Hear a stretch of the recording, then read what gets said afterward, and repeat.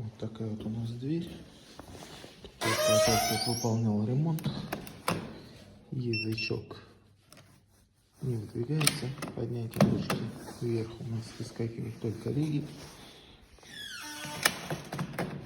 А язычок клинит внутри. Сейчас будем разбирать, смотреть, что тут произошло.